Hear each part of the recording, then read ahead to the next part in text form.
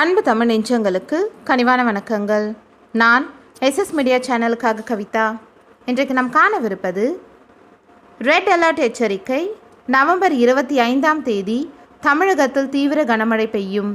வானிலை ஆய்வு மையம் அறிவிப்பு. இது பற்றி விரிவான தகவலை காணலாம். நம்ம சேனலுக்கு புதுசாக இருந்தீங்கன்னா எஸ்எஸ் மீடியா சேனலை சப்ஸ்கிரைப் பண்ணுங்கள். கூடவே பக்கத்தில் இருக்க பெல் ஐக்கனை கிளிக் பண்ணுங்கள். வாங்க வீடியோக்குள்ளே போகலாம். நவம்பர் 25ஆம் தேதி தமிழகத்திற்கு ரெட் அலர்ட் எச்சரிக்கை விடுக்கப்படுவதாக இந்திய வானிலை ஆய்வு மையம் தெரிவித்துள்ளது. தமிழகத்தில் வடகிழக்கு பருவமழை தீவிரமாக பெய்து வருகிறது. கடந்த 10 நாட்களாக தமிழகத்தில் பல்வேறு இடங்களில் கனமழை பெய்தது.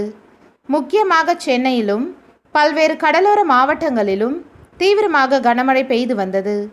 சென்னையில் இருக்கும் ஏரிகள் இதனால் வேகமாக நிரம்பியது. முக்கியமாக சென்னையில் இருக்கும் செம்பரம்பாக்கம் உள்ளிட்ட ஏரிகளில் தண்ணீர் நிரம்பி காணப்படுகிறது. இந்த நிலையில் தமிழகத்தில் மழை கொஞ்சம் கொஞ்சமாக குறைந்தது. கடந்த 2 நாட்களாக தமிழகத்தில் பெரிய அளவில் மழை இல்லை. பல இடங்களில் வெயில் அடித்ததும் குறிப்பிடத்தக்கது. இந்த நிலையில் தமிழகத்தில் மீண்டும் மழை பெய்யும் என்று வானிலை ஆய்வு மையம் கணித்துள்ளது.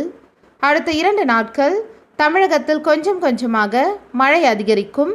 பின் மழை தீவிரம் எடுக்கும் என்று தெரிவிக்கப்பட்டுள்ளது. 25ஆம் தேதி தமிழகத்தில் நல்ல மழை பெய்யும்.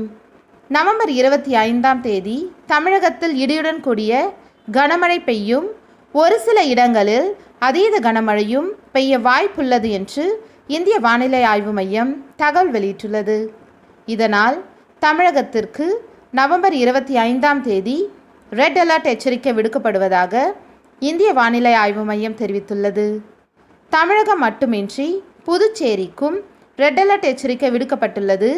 தமிழகத்தில் கடலோர மாவட்டங்களில் இதனால் தீவிர கனமழை பெய்ய வாய்ப்புள்ளது.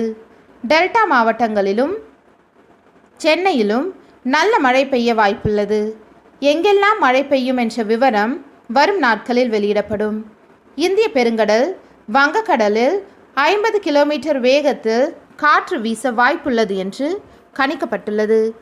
இந்த வீடியோ உங்களுக்கு பயனுள்ளதாக இருந்தால் லைக், ஷேர், கமெண்ட் பண்ணுங்கள். மேலும் தகவல்களை தெரிந்து கொள்ள எஸ்எஸ் மீடியா சேனலை சப்ஸ்கிரைப் பண்ணுங்கள். கூடவே பக்கத்தில் இருக்க பெல் ஐக்கனை கிளிக் பண்ணுங்கள். நன்றி, வணக்கம்.